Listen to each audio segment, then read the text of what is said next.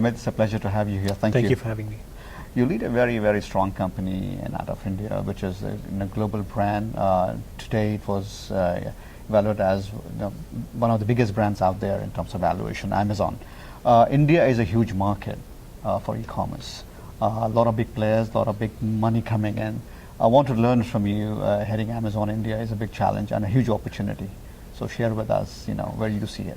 Yeah, sure. I think, first of all, just to give perspective to you, we have been in India for about 24 months. So it's not a long time. We're probably one of the youngest startups in the e-commerce space. And you rightly said that India, because of a lot of macro and other factors, is a very exciting long-term opportunity for Amazon to transform how people buy and sell. And our mission in India is about transforming lives, transforming how India buys and sells. And this is a very long-term mission. It will take many decades to realize it. So we are taking a very long-term outlook.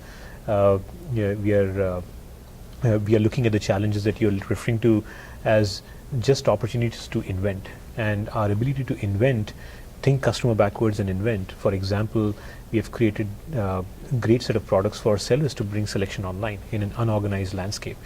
Easy Ship, Fulfillment Amazon are two examples of products that have not only been great inventions for India, but actually we've brought some of those inventions back to US and other countries for Amazon. So I think it's a very long-term attractive opportunity. We have got tremendous momentum in just about 24 months. We have built India's largest online store with over 25 million products. We have the largest coverage of guaranteed same-day, next-day delivery in India. And just recently, when ComScore is, announced in May their results of traffic report, they indicated that Amazon.in was the most visited e-commerce website in India. So in just a short period of time, for the things that customers care about, Amazon is already the leader. We're investing very aggressively, and we have a very long-term outlook. You should see, over a period of time, e-commerce transform people's life, and Amazon wants to be on the leading edge of that. So the two ways of looking at it, one is the opportunity for the customers to have huge number of products available at their fingertips. The other is the opportunity for the small vendors to have this big platform. This is, I think, been a big enabler. So just want to see how you're going into that medium, where you're going to smaller towns, smaller villages, and picking up those, vendors. No, you're absolutely right. I think the customers in India are no different than customers in other developed economies. They care about getting access to massive selection at low prices and getting fast and reliable delivery. So they're exactly the same.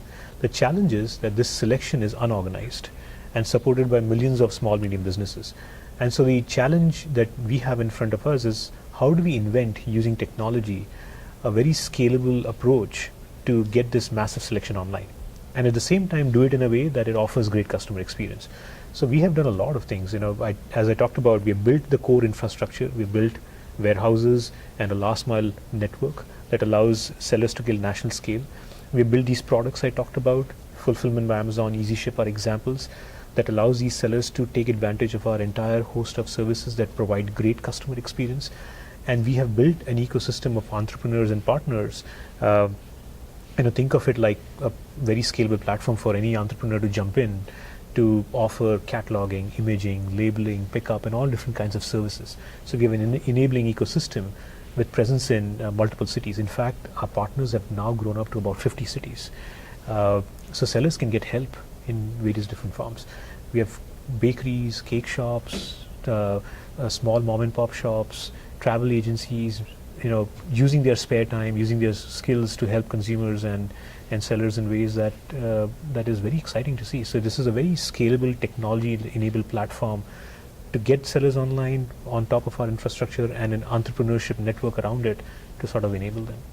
Now the question about entrepreneurial ecosystem in India, because of the success of you and others, big players in this segment, a lot of smaller players are coming up.